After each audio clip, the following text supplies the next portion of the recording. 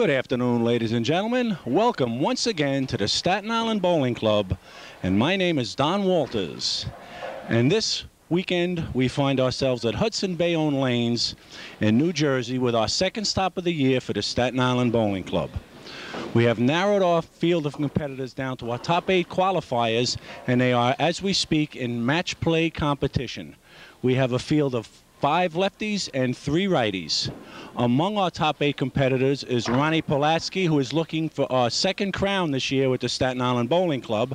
Now, if he should prevail today, he will catch a bye in the first round of our Tournament of Champions that takes place at Columbian Lanes in December of this year.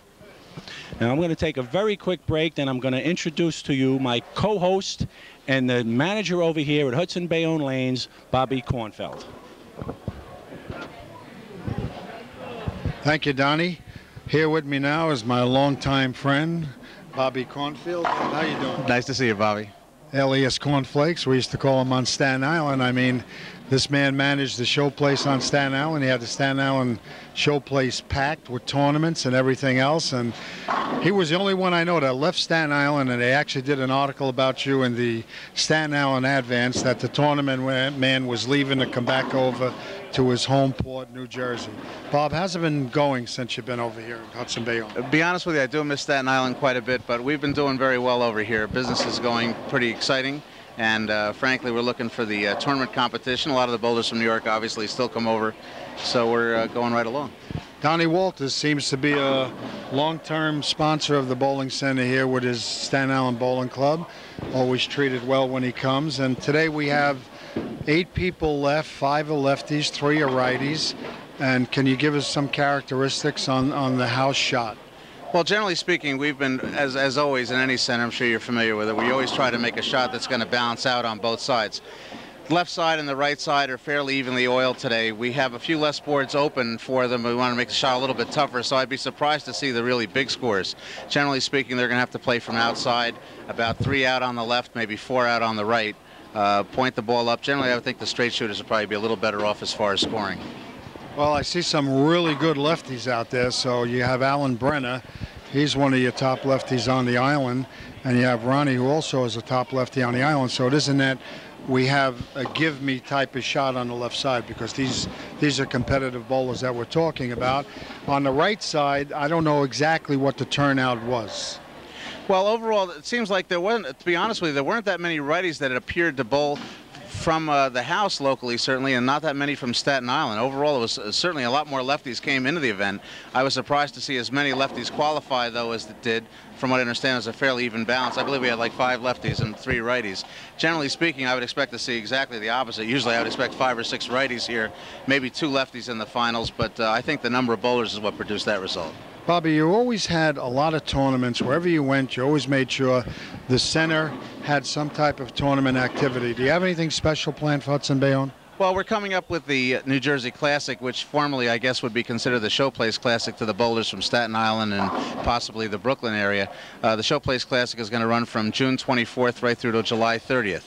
The special part of that tournament is we keep it as a handicap singles event, but we have 2 divisions. The A bowlers will be averages 180 and above, and the B 179 and below, and they never face each other till the very last game of the finals. So the bowlers like the fact that the handicap is down at 50% at 220, and you have a first prize of $3,000 with a $40 entry fee. So people generally take a pretty good shot at that, and they'll come back a few times. So it's been pretty successful for us. We hope they'll come back again. Well, I think in bowling in general, I think in the future we're going to see more leagues going into divisional bowling. I have it at Rainbow Lanes in 2 of my leagues, and it's very successful. And like you said, the lower average bowlers, they always seem to be getting a fair shake when it comes to a division. We had a division where it was 210 and over. Then we had a 208 down to 200 and a 200 and under. And at the end of 36 weeks, when the 3 winners came out of the singles divisions, 3 different average categories, it was the low average bowler that beat the high average bowler 3 years in a row and took home first place money. And this was without a handicap. So divisions do work, and I think that's a smart thing. And I think that tournaments should run with divisions, because a lot of our bowlers, when they come out to a tournament, they feel they're outclassed, even if it's a handicap tournament. And that was a great idea that you had in breaking it down into the different divisions. Right. The other key thing is obviously the scratch bowler doesn't want to give up that edge that he has. So even in the events where we do have the lower average bowlers and the higher average bowlers together, we try to lower the percentage of the handicap. So as opposed to a usual tournament where you might see 80 or 90% handicap, we cut the handicap back to 50% on 220. And generally speaking, it makes the higher average bowler stay in, and the lower average bowler is still going to take his chance. So that's the way to do it. Bobby, as far as the scores going in the center, have they been high or medium? Or I mean, some of the centers in Brooklyn now are just totally ridiculous. I mean, we have guys averaging, not my center, but 230 in centers, and it's like a seesaw battle every week. You can't even win a pot when you shoot a 268 game. And how has it been over in this area? Well, we don't have those big scores like that, generally speaking, but of course the 7 and the 10 pin, which are the bowler's enemy, always come up. Here in particular, you do leave a lot of corner pins, and there'll be a certain amount of 300s. I believe we've had 17 over the course of the year. Now, back in the mid-'80s or the early '80s, that would have been a shocking number, but nowadays, for a 60-lane center in particular, that's really no big miracle. It's pretty commonplace. Scores overall here are very good, though. You know, they enjoy the conditions, but we don't make them intensely easy to the point where people don't appreciate a big score. When somebody has the first 9 or 10 in a row, there's a lot of people that still come over and want to watch. It's still an event here. Bob, on your junior program, Hudson, Bayonne is in a county with different types of ethnic backgrounds. How's your junior program holding up? Well, the junior program is doing a lot better. We've fortunately got the sponsorship of some of the major restaurants in the area, and they're working together with us with programs to sort of give kids a general overview of the sport. A lot of kids have been coming in through the Roy Rogers Restaurant Organization.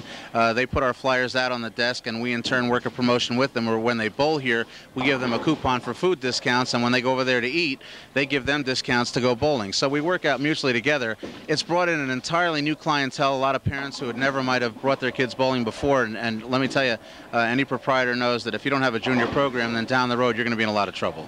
You know, one thing about my center in Brooklyn is we've been bringing in a lot of Asian bowlers, but we're having a hard time bringing them into the bowling leagues. They seem to like to bowl amongst themselves and not in the leagues. Do you have any idea what we can do to correct this problem? Well, I don't know if we want to consider it so much a problem as much as it's from an ethnic standpoint. It seems that the Asians pretty much stay among themselves. I've had a lot of problems, even myself, in trying to form them into league play. Though they enjoy open bowling, when you get them and you try to integrate people together and form a league, they're just a little bit shy about doing that. I don't know if it's just a case of ethnic bringing up or the way they've been raised with other bowlers, but generally speaking, they love to come bowling, but when it comes to league play, they're a little bit shy about that. So we're still up in the air as to how to change that. I think being we're coastal cities, New York, a coastal state, and New Jersey, more of a coastal state from where we are, I think we're seeing a lot of different groups coming into the area. We have Chinese, we have Japanese, we have Indians, and a lot of other groups. And I think it's going to be time for us to put up different types of signs. Like in our place, we put up a sign for a rental lane, and we put it up, and we went to Chinatown, and we had it made up, and it was very appreciated by the people when they came in. Mm-hmm. And we have a big Russian clientele now. And they really don't understand what's going on in the bowling world. They'll come in and they'll bowl a game, and they really don't understand what the game means. Right. And I think that eventually what will happen, guys like yourself and myself, will start making up different booklets or different forms, because we have to accept the fact that English may not be the way to go. You're very much right. It's an interesting part of the business. Certainly the ethnic crowd is something you can't afford to lose by any means, and you wouldn't want to lose them.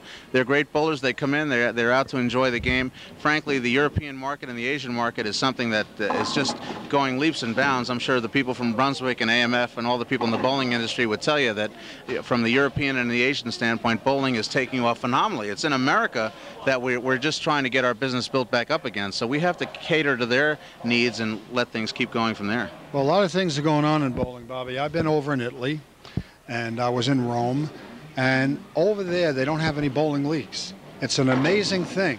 And I was talking to one of the proprietors, and he does 60 games a line bed per day at $6 a game. So it's really phenomenal when you think of the money that's being made in Europe and how they've taken to the bowling sport. Yet in the United States, it has fallen off so drastically that now the Pro Tour will not start until March. I think we oversaturated our market. It happened in Japan years ago. A lot of machines, a lot of wood came back from Japan. But now, from what I understand, a lot of wood is being returned to Japan and going down into the Philippines. I think we're on a swing. I think bowling is swinging out of the United States as we knew it, into the European market, into the Asian market, and I think maybe in 2 or 3 years, if we can hold on, that it will come back into the U.S. again. But in the meanwhile, guys like yourself and other promoters have to come up with some ideas to keep people into bowling. I've been bowling for 35 years, and a lot of people have bowled as long as I have bowled, but yet they've retired, they move out of the city, they went to Florida, or they went to another state, and they're not in our market anymore. And replacing that bowler is a different type of ethnic background bowler, such as the Asian bowler or the Filipino. And I think if they're cultivated the right way, I think eventually we can get them into the mainstream of bowling in the league. I really believe that, because they show a lot of promise in their bowling. Absolutely. Well, they do a lot of practicing in particular. I think the American public has to get used to the fact that, and we know this better than anyone, the only way you're ever going to get good is by coming into practice. You're only kidding yourself to think you're going to come into league bowling and bowl once a week, 3 games a week, and you're going to come in and average 210 and 215 like you want to. And a lot of the people that put in the hard time, later on they're making the money back in the form of handicap and scratch pots, and of course in tournament competition like Donnie's running here and like you and I run. So it's just something you have to learn, you have to accept. You have to come bowling and you have to practice if you're ever going to be good at it. Bobby, I know you're going to narrate the final match with Donnie and myself. They're breaking down from the top 8 now. Let's turn the mic over to Donnie and get a rundown on the scores. All right.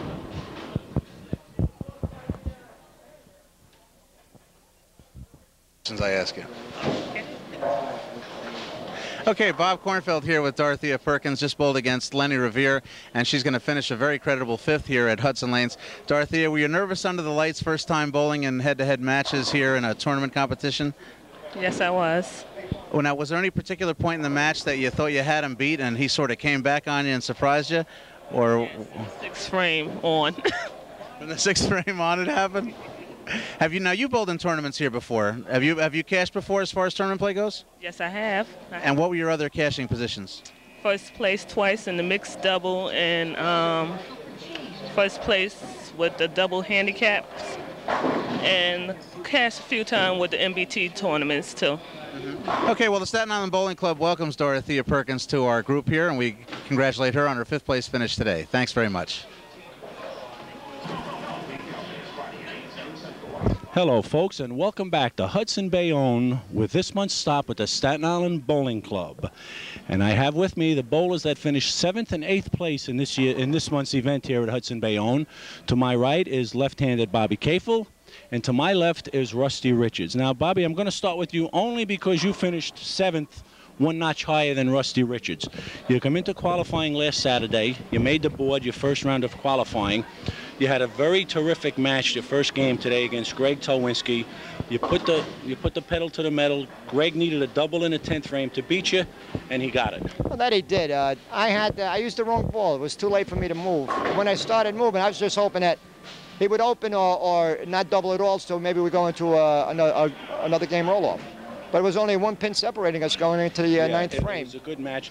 Did you have a fatigue factor? Because I know you're complaining this morning that you. Oh no, you find the adrenaline. I pitched this morning, but it's got nothing to do with it. I'm out of here. It's an entirely different game. I just caught the extra flow of juice that I needed to finish well. And Bobby Kornfeld's got a nice shot out here. It's not an easy shot. It's a good shot. It's outside 5. And I'm looking for either Alan or Greg to win it.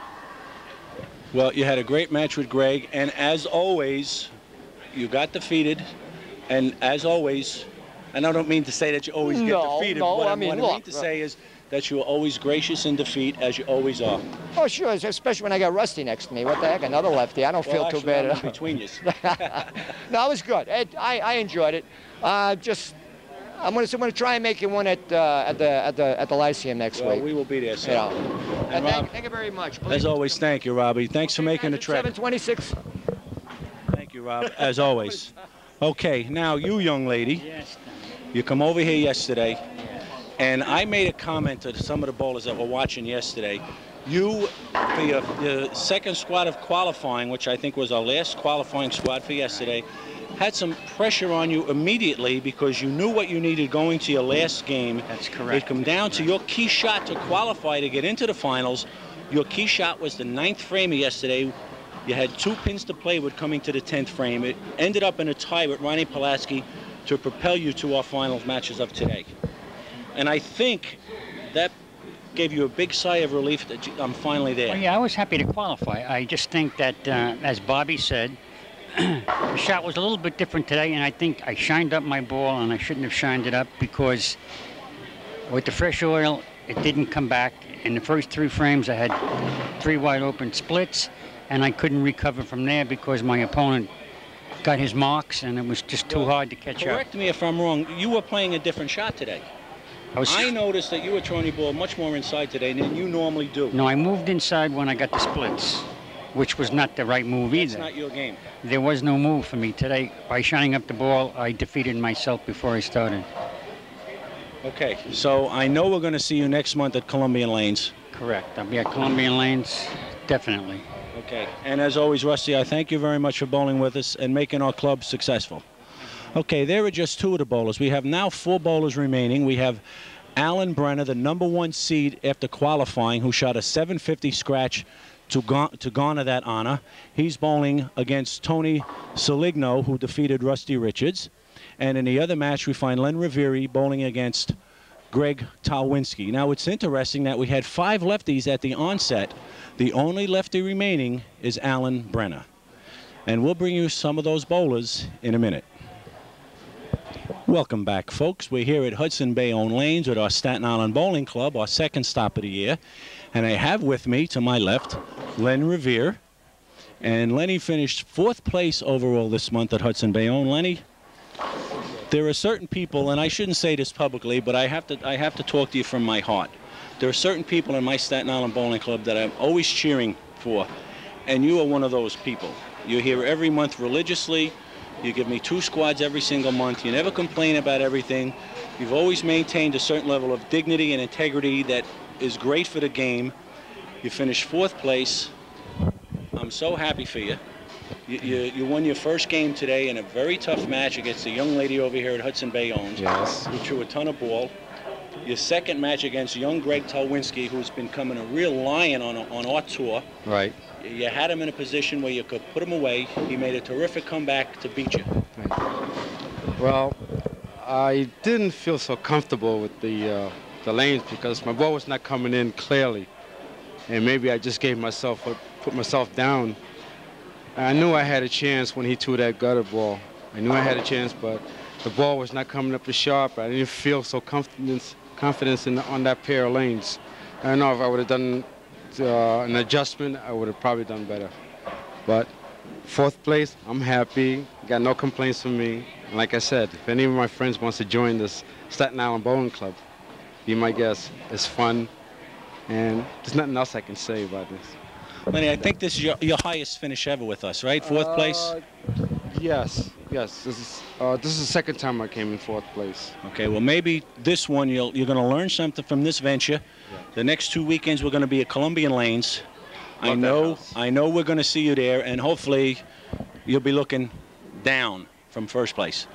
I hope so, too. As always, my friend, always a pleasure, and I thank you for your participation.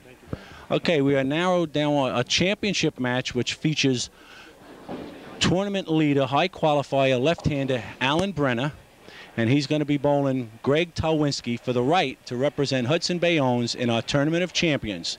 And we're going to bring you that match in a minute.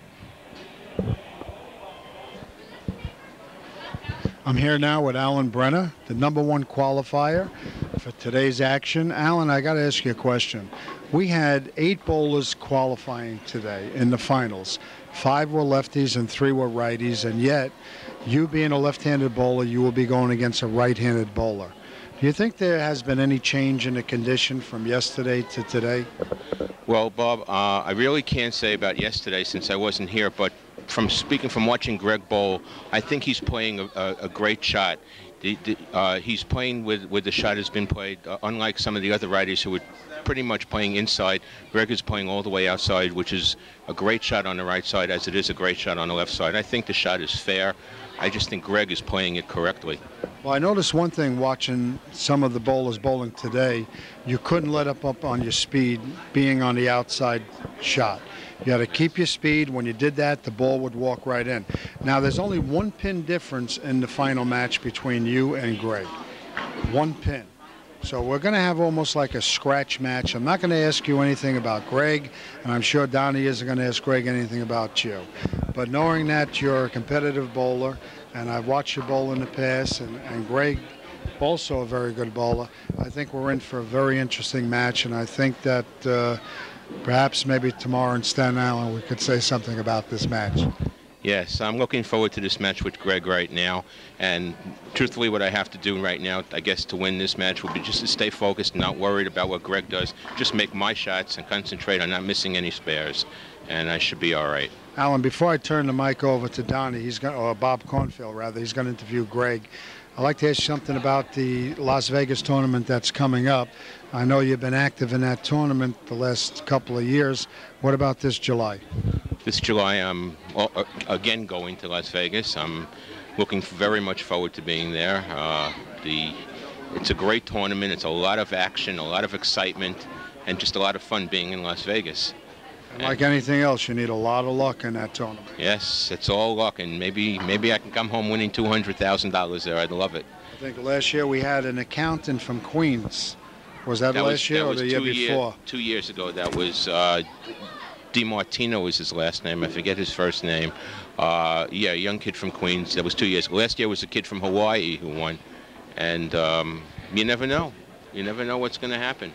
Not in a high roller. All right, let's turn it over to Bob Cornfield now. He'll be interviewing your opponent, and we'll see how he has anything to say about this match.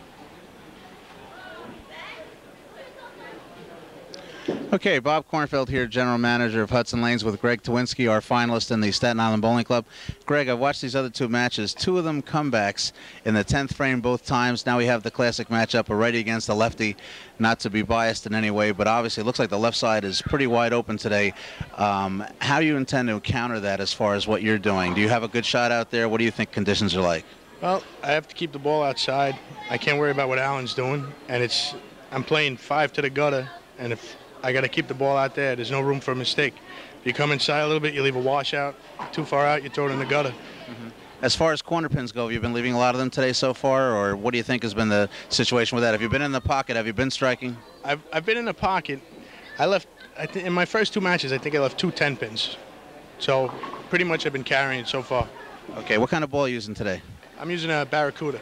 Now, have you had practice with that ball before? Have you been using that regularly, or is this something you're just sort of trying for the conditions today? No, I've been using it for about the last month. I got it. The scoring's been good for you with that? So far. Okay, well, we're interested in seeing how the finals go here. We'll try the lefty-righty matchup here and see what happens. Okay, we are back here at Hudson Bayonne Lanes with our championship match for this month with our Staten Island Bowling Club, and it's going to feature left-handed Alan Brenner against right-hander Greg Towlinski. Now, the interesting thing about this match, Bobby Cornfield, Bobby Simonelli, is the difference in handicap is 1 pin that Greg will be receiving from Alan Brenner. Okay, well, we're going to be interested in seeing how this goes. Basically, we're dealing with what amounts to a scratch match. I think this game's going to be decided probably in the first couple of frames. The one who gets out of the box first. When you're bowling match play, the idea is to get out ahead. Don't be chasing. It's not the way to go. Bobby Simo? Well, I feel like Greg is going to be going against a guy that just came off shooting a 750 for 3 games. And knowing Alan Brenner, once he gets locked in, he's a tough competitor. So he just left up a 10 pin. The ball came in a little light. He had a little deflection on that ball. Once again, he's using 27 and 8 freshly oiled lanes. So both bowlers are going to have to look around look for the shot that's best suited for their game. You notice how Allen just rolled that ball right across the line for the 10 pin, and the ball just held. My initial interest is going to be to see how they adjust. When you get on a fresh oil condition, obviously your main concern is speed. They get a little bit faster, they move in a little bit too far inside and catch the oil line, the ball's liable to slide out on them. It'll be interesting to see how long it takes them to find that adjustment. Well, that was a little wide, Bob. That was a little wide. He delivered the ball properly, let it go. He had the right speed. Ball just came in a little wide of the pocket, leaving the 10 pin. Well, he certainly has area to work with. We can see that. It's not a case of having to throw the ball straight up the boards. Basically, he can belly the ball out. He's got plenty of area out to the gutter. It's just a matter of making that right adjustment. Now, obviously, when you leave a 10 pin like this for the first time on fresh oil, you got to be careful. Bobby, that was a broken wrist shot. He broke his wrist down.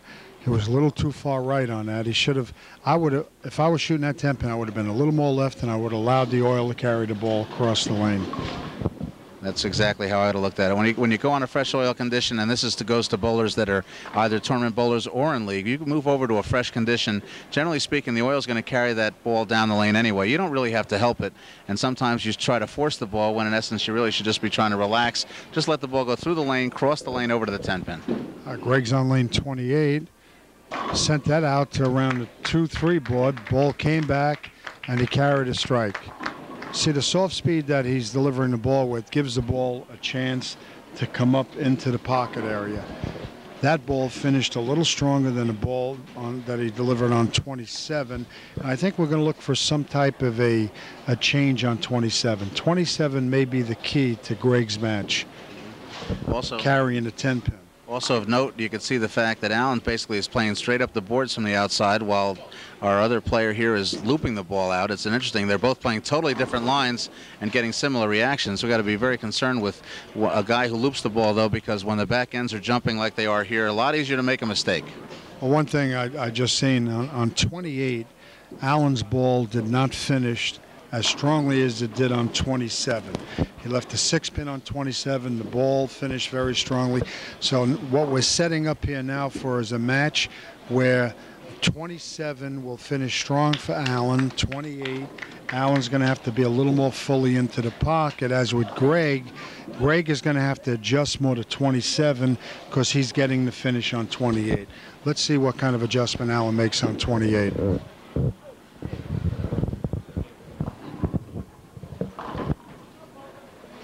Allen, a very good spare shooter.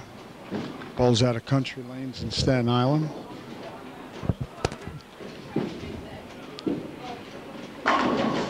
Now that was a beautiful shot, straight up the boards. The main thing I want you to see with Allen is Allen's got a lot of technique. He's very smooth to the line. His game is basic, but it's direct. He's the kind of player that a lot of people should learn to line up off of because his kind of game is not hard to learn. He's got the fundamentals down, and that's the important part. Okay, Greg on lane 27. He had a 10 pin the last time on 27. Ball didn't finished a little wide. That time he went way out. Came up and finished very strongly. Once again, he went out a little further on 27 than he did on the previous first frame on 27, where he left the 10 pin. He might have came up just a little too much into the oil, and the ball didn't finish as strong. It seems to me like the wider he swings it, the better the ball seems to be finishing if he doesn't put too much speed on the ball. That's right. He's got to be very careful. And in this house, knowing it as well as I do, the back ends really jump here. When you send it out like that and it hits those dry boards, you got to be careful. Bobby, that time he not only went out to almost the one board, but his whole body went right, forcing the ball to come up too strongly, crossing the head pin. That's one thing you have to learn in bowling, is to stay solid at the line. The slightest body movement, left or right, will affect the ball. Certainly also it's worth noting that this is not a strike contest right now. You have to make your spares, your adjustments to the spares on the right. Obviously you can see he's a little bit tentative on this right side here, and he's trying to make that adjustment. It's difficult when you're not familiar with it and under the lights possibly for the first time. I think Greg has got to loosen up a little bit. I think he's putting a lot of pressure on himself on shooting a one-pin spare, and in a way, you know, he should be a little more relieved when he leaves up to one pin. He's got to stay in this match. He's only receiving a one-pin handicap, like you said. It is a scratch match. Allen now on lane 27, coming off a strike on 28. Bobby, that ball he didn't direct up. He went down the lane and the ball just didn't quite finish. Because you must remember one thing, when Allen delivers the ball is more end over end, not side to side. When he's going up the lane, he's at his most dangerous point. This is a difficult spare in anyone's book, going cross lane, Allen, and he makes that spare. Like I said, Allen has been around a long time in bowling, and he's a very good spare shooter. Also, I think it's worth noting, you have to keep in mind that just seeing what we have here, it's very noticeable that Allen is the more experienced of the tournament players. Seems like he's been out here before. I notice he lines himself up. He's much more direct, where our opponent here is sort of moving around a lot, trying to find his line. And when you miss a couple of spares, it's very tough sometimes to get back on track. Before you know it, sometimes the game is out. On that last shot, I think Allen had the right line, just got a little bit fast, and that's why he left that bucket. Well, Allen working on 59 in the third, spare in the fourth, in the fifth frame, and he just carried that strike beautifully. Once again, he was a little more direct, giving his ball a better chance to carry in the pocket. Greg has got to settle down at this point. He's got to realize he's been hitting the pocket all except for one time, and the spares that he left were not really that difficult of a spare to make. He got that one way out, and he throws a beautiful ball, Bobby. He rolls that ball out, the ball comes back, finishes, but he has to make the spares. In the old school, we say the spares pay the rent, and here's a perfect example of it. And I think the main thing to learn here is certainly you got to keep in mind that a lot of times bowlers go out and practice. And they keep hitting the reset button after the first ball and they don't get a strike. And then you get into a match where the money's on the line. All of a sudden you can't push that little white button on the side. You got to make the spare. And the guys that go out there and practice and shoot the spares when they're practicing are the ones that end up ahead in the long run. Believe me when I tell you, you must shoot your spares in practice. It changes your whole outlook on the game. You have to get up there with the same confidence when you shoot your spare as when you get a strike. Leaving a 4-pin, a 9-pin, a 10-pin, spares that the player who practices a lot is going to make 90% of the time. We have a player here who's now got himself in trouble, though he hasn't had to count less than 9 in the whole game. He's got 66 in the fourth frame. He's trailing by 13, but his opponent, of course, is on a strike, and he's lined up, and the other player knows it. He'll be going after this 2-pin, and he's got it made. It seems like the going left for him seems he has a little more confidence going left at the spare. I believe that on his right-hand spares, I don't think he's standing far enough to the left. And I think this is not to his benefit to be doing this. Whereas Allen now, once again, on a strike in the fifth, could really put Greg in trouble with a big strike here. He's direct on that shot, Bob. Oh, that was a solid wrap. He was in the pocket. He increased the speed a little bit, and the end result was a solid 7-pin. Now let's see how Allen will attempt to make the 7-pin. Allen is standing far right, where he should be, whereas Greg was standing to the right after the 10-pin. Allen goes cross lane, nice smooth delivery, and brings in the spare. Now, obviously, we got to keep in mind that Greg is giving him a couple of openings here, which he shouldn't have given him. Let's face it, that spare in the first frame, which he missed the 9 count out, and then the 9 count out in the fourth frame, where we have a match, in essence, which he should be pretty much right there. He's trailing by about 10, 15 pins, simply by mistakes that are simply not excusable. You got to make those single pin spares, especially head-to-head play. You can't let that other guy get the lead on you, because then all of a sudden his arm loosens up, he starts to relax, and he's going to start running out the strikes before long. He won't be leaving those corner pins. Allen was picture perfect on that shot, right over the 5-board. Ball finished really strong. Allen, you're going to see Allen now starting to get a little bit stronger now in this part of the match, coming down to the last 4 frames. Greg working on a spare. Very big frame for Greg, because a double here can put him right back into the match. As you said, the 2 misses that he has in the match would have put him 7 pins up had he made the spare.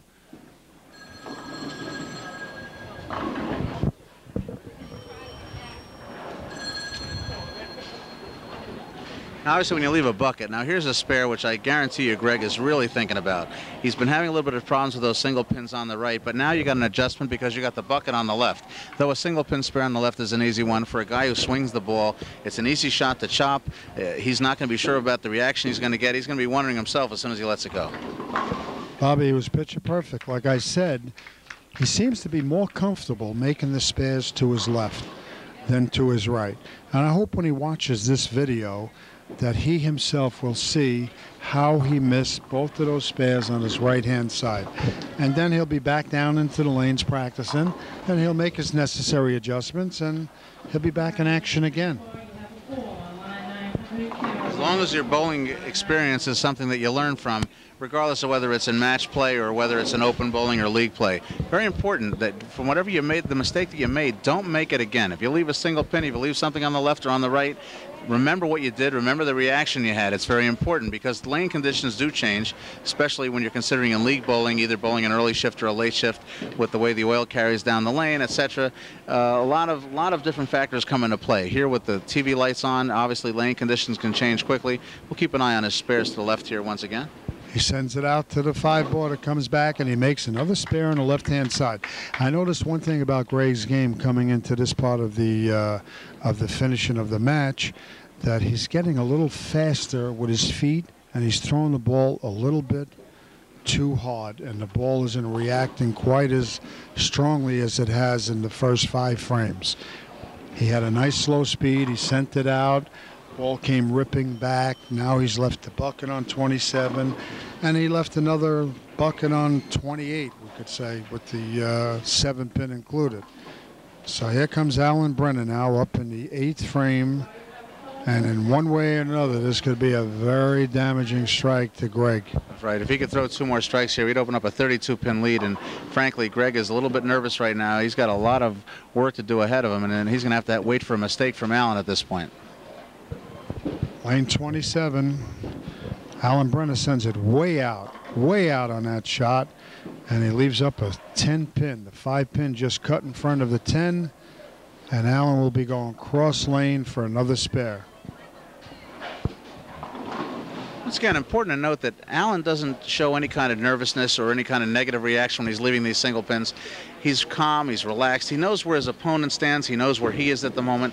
He's not worried about striking. It's not a strike-a-thon here. Basically, it's a spare shooting contest in a match like this. If they're striking like crazy and there's one strike after another, obviously it's a different game. Here, the guy who's making his spares is probably going to end up winning the match, and that's important to note. Well, myself and Donnie, we always like to see a spare match coming in because it's the most exciting match. Usually goes down to the 10 frame. And as pointed out before, the 2 spares that Greg missed, this could have been a quite different game here. Alan now on lane 28 will be going out 2-5. He hit 5 right on the button that time, and he blew them out. So Alan seems to be pretty comfortable on lane 28. As Greg now is coming up on 27, he has to maintain that soft shot, get the ball out past 5, and get the ball to come back stronger into the pocket. Greg's possible finish here, if he strikes out, would be 197. Obviously, it's key that he throws the strike here. It's getting too late. That was a very good release on that shot. He's had 5 strikes, I believe, I think 3 strikes, I'm sorry, in the first 5 frames. This is his first strike in the finishing frames of this match. This is a very big strike for Greg. He's got to keep the pressure on right now. If he throws anything other than a strike here, you can pretty much consider the match out. The lead is 22 pins. He's got to cut it to 12 here. If it gets to the point where it's 28 pins, all Alan has to do is show up and it'll be over. He needs this hit. A little too fast on that. Ball came in late, left up the 10 pin. What I've seen in this match so far is the changing of speeds by Greg. He started off the match throwing the ball very soft, and the outlook was 3 strikes and 5 frames. In this series of the last 5 frames, he threw the ball just a little bit harder, and the end result, he only received 1 strike. Going cross lane at the 10, and he makes it. Well, Bob, one positive thing is that Greg finished making a 10-pin, and I think that's a positive thing for himself, knowing that he didn't miss that spare in the 10 frame. He's got 177 with the fill ball, and right now Alan Brenner with an open would have 9 open on a strike, would have 186. So it's fair to say, Donnie Walters, that you have a new champion in your Staten Island Bowling Club, a new champion of Hudson Bayonne Lanes, Alan Brenner. And you still got to give him credit. He gutted it out. He was trying really hard. A lot of movement. Like I said, it's very difficult when you're playing from the middle of the lane and you're swinging it out to the gutter. There's just so many mistakes that you can make as opposed to an opponent here where Alan is basically playing straight up the boards. The difference here is that Alan's just floating the ball straight up. It's an easier shot. He's got more room for an error, even though he's floating the ball up and it's going right to the pocket. And as you can see the results now, it's real easy once the game is out. But he's been in the pocket virtually every ball. He left a couple of buckets. There's a congratulatory handshake. But he's in that pocket. He's throwing it where it has to be and making the spares. Donnie, I think young Greg, being a young bowler, I think we're going to see a lot of this guy in the Staten Island Bowling Club. And he's going to be kind of tough because seeing the way he's bowling, the way he delivers the ball, I think once he irons out 1 or 2 things with his spare game, he's going to be a winner on the club eventually. Well, Bobby, he already has a club title with us. He won at Columbian Lanes last year. Now, the interesting thing about Greg Tolwinski, he's one of these up-and-coming young lions who jacked his average like 30 pins from the first year of bowling to last year. Now, he won a tournament when he had like 80 pins. Today he's bowling with a mere 29 pins, so that's a reflection of just how far he's come with his game. And he was in a very strong field facing a strong Alan Brenner. Right. And Alan Brenner, this will mark his 2nd title with the Staten Island Bowling Club. He won at Bowling on a Green in a touch-and-go match against Tony Gubitozzi 2 years ago. So, Mr. Cornfield, we're going to take a break, and we're going to come back. We're going to spend some time with our latest runner-up and our latest winner with our Staten Island Bowling Club. Okay, folks, we are back here at Hudson Bayonne with our Staten Island Bowling Club, our 2nd annual stop, and I have with me our latest runner-up in today's competition, one-time champion, looking for title number 2, Greg Towlinski. Greg, you bowled absolutely phenomenal today in the finals. You had 2 very head-to-head tough matches the first 2 rounds where you needed doubles both times to prevail. Unfortunately, in a championship match, you never got to that position because Alan put the pedal to the metal and kept it there. Yeah, I missed a couple spares. I wasn't throwing my ball as good as I was all day, and Alan was. Well, Bobby Simo made several comments about those 2 spares that you missed. Bobby, maybe you want to... Well, first of all, Greg, I thought you were throwing the ball exceptionally well the first 5 frames. You had 3 strikes out of 5 frames, which naturally the 2 spares would have put you right on top of the match. The last half of the match, I noticed a little increase in your speed, where you start to throw the ball just a little bit harder than you did earlier, and the end result was only 1 strike. But Bob Cornfield pointed out the 2 spares put you in at 1 point up, and it could have been a different match. The thing that I didn't understand is, like, when you went after the 10-pin, even when you made the 10-pin in the 10 frame with heavy oil in the middle, why you wanted to shoot the 10-pin from the right side? And I'd like to ask you that question. Well, if I had it to do again, I wouldn't. But I thought with enough speed, I could have kept it on the lane, all the way down, kept it straight. But I came out with my arm a little bit, and well, the first time I've always found whenever there was oil in the middle, I don't know if you noticed with Alan, when he was shooting across lane at the 10-pin, he just dropped the ball onto the lane and it just rolled right across without overreacting. And I really think, I know you bowl in the Lyceum, so Donnie pointed one important thing out to me, that you were a club winner. I was saying you look like you were going to be a club winner, the way you deliver the ball, so I want to apologize for that. I wasn't at the Lyceum. I missed several tournaments last year. And the thing that I wanted to say to you was, bowling at the Lyceum, Spallona's doing the lanes. He's putting a lot of oil down, and he's got you rolling the ball and getting the ball down the lane. I haven't bowled at Columbia Lane since I won the stop. I don't bowl in any leagues there. Well, he has a lot of oil down on the lanes, and it would really benefit your type of game. I mean, from what I've seen today. And I really think that if you wanted to kill the shot, I think Bob would agree with me, do it from the far left when you're going cross lane.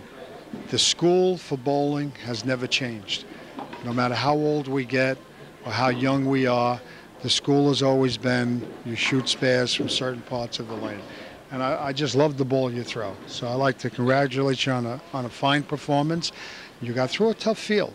I even said to Alan Brenner, you had 5 lefties in the finals and 3 righties. So for you to beat out 4 lefties and 3 righties, that alone was a big accomplishment. And you could have won this whole tournament. Next month, Knights of Columbus, try again. Well, you'll get him. That's back at Bobby's place, right? Yeah. You're the defending champion then. Yeah, All right, I'll tell Spallone you're coming, and we'll set the lanes up. Greg, congratulations. Nice bowling, terrific bowling. I know we're looking forward to seeing you next month to defend your crown at Columbian Lanes. I'll be there. Runner-up, Greg Towlinski. And now, the moment we've all been waiting for anxiously over here at Hudson, Bayonne, our latest winner with the Staten Island Bowling Club. This will be his 2nd title. His first was at Bowling on a Green, left-hander Alan Brenner. Alan, let me start, my friend, before I turn it over to my 2 co-hosts for today's festivities. You walked in the door today. First of all, you called me this morning, apologizing for waking me up. Yes. Asked me what we had going on today. Correct. I told you we were at Hudson, Bayonne. I gave you a brief outline of how to get here. You come over here ready for the first squad, and you were great guns. 279, 265, 750 scratch with a few pins that put you at 774. You didn't skip a beat. You picked right up where you left off against your first opponent, where you had a 247. You held true to that with another 247 effort for your next game. Championship game, you had a little bit of a let-up. Only, I believe you had, what, a 220 for your last game. I believe it was a 206, okay. but whatever it was certainly enough to propel you to your 2nd title with the Staten Island Bowling Club. Certainly a worthy champion for today's competition. Thank you, Donnie. I came here today feeling good. I've been bowling well recently, and I just made my shots. I threw the ball well, and I was lucky enough to carry in most of the games. Well, I know Mr. Simonelli has a question for you before we let Mr. Kornfeld do the honors with this week's. Donnie, there's not many things that I can ask Alan because his performance spoke for itself. He didn't miss any spares. He was in the pocket.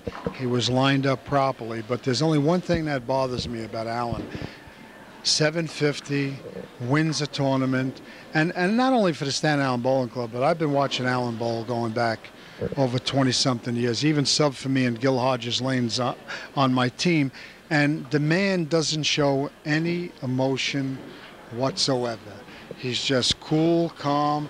If he's bowling bad, he'll just go home, walk out of the bowling center. If he's bowling good, he'll just walk out of the... No emotions, but I'm sure that inside yourself, like when things like this happen and you win something, I'm sure there's something that's going on inside yourself that makes you very happy because you've been bowling a long time. You had the bowling tournament that you were running on Staten Island. And for those of you that are watching, Alan and his brother are in a business where they do repairs on motors.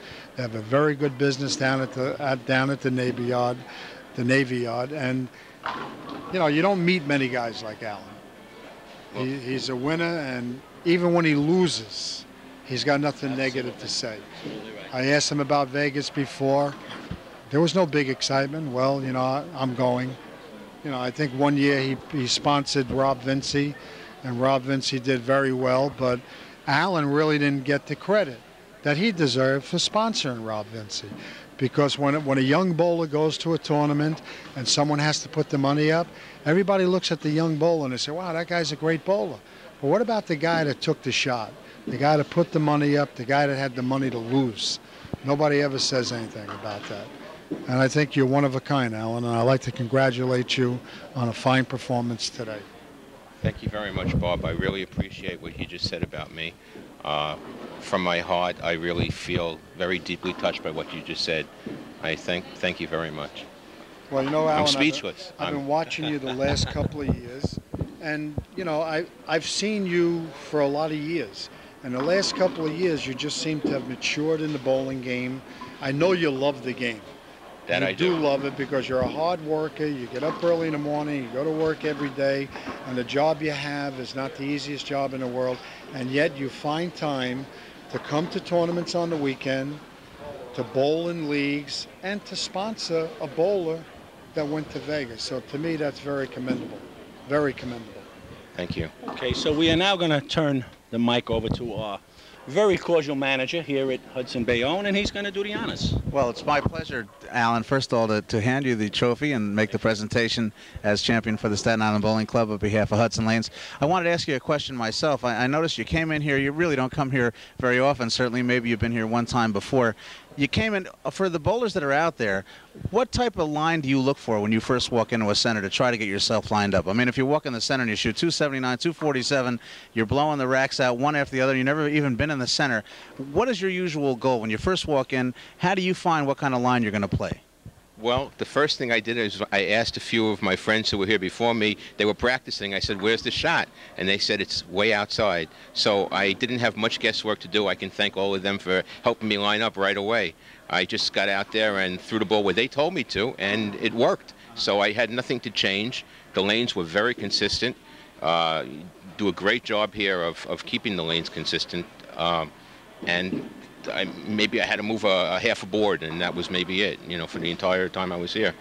So it wasn't really a challenge for me to figure out the shot simply because they helped me.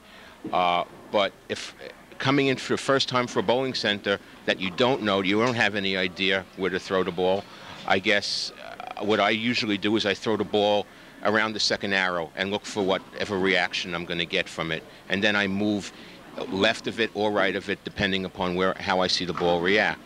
So that's what I do. And sometimes I'm successful. I can line up early, and sometimes I can't. Would it be a fair assessment for me to say that when you do practice, that when you leave your spares up there, let's say you leave a 4-pin, a 7-pin, a 10-pin, that you shoot them, you don't hit that reset button, because anybody who can make the spares that consistently, and Bob and I were talking about this before, one of the key things is when you get into a match where it's head-to-head play, you can't hit that reset button. You have to make those spares. So do you generally find yourself, when you practice, do you go out there and make the spare shooting afterwards, or do you hit that reset button?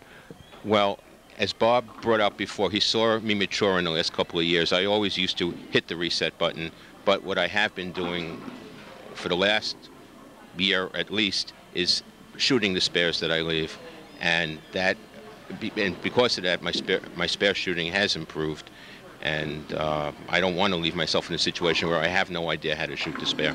Right. One of the key things that we were noticing is in that match in particular, that final game, it wasn't a strike shooting contest by any means. It started out, you know, with a wrap and then a couple of strikes, but after that, you had to make those spares. And I'm sure you'll agree with me, when you get in a match head-to-head and you see your opponent miss a couple of spares that generally we would consider makeable, as certainly in open play, it sure relaxes the other bowler. It gives you a little chance. You realize you get that little more room for error. Had he been making his spares, let's face it, we'd have had about a 1 or 2 pin game going in about the 6th frame. Would have been a different outlook, wouldn't it? Yeah, Greg bowled very well. I mean, he was around the pocket most of the game, and he just missed a couple of spares that, and that's, you know, that's what helped me win. But I was lucky enough to make mine, and maybe next time he'll beat me. All right, we'll see. Well, it's our pleasure to have you here, and congratulations once again. You know what I think, Mr. Kornfeld? I think you got to recruit this man in one of your leagues over here, because he did bowl great guns, lights out today. He bowled like a man on a mission, a very deserving champion for Hudson Bayonne. You, sir, I want to, as always, thank you for you're always cordial with us. We appreciate coming over. We thank you for having us, allowing us to be here. We do look forward to seeing you again this time next year. You got it. Mr. Simonelli, I'm going to ask you for our closing thoughts before we say goodbye to all these good people. Well, the only thing I like to say, it's now summertime. Bowling centers are still open. Summer leagues are starting. Go down and bowl in a league and stay cool. Okay, and this is Donnie Walters for the Staten Island Bowling Club, reminding everybody, as the summer months approach, if you have any problem with any part of your game, be it administrative or practical application, a league problem, an ABC problem, please do not hesitate to give us a call. We're here for you. We're only too glad to help you in any way that we can. And remember, to go bowling, it makes you feel like you'd like to.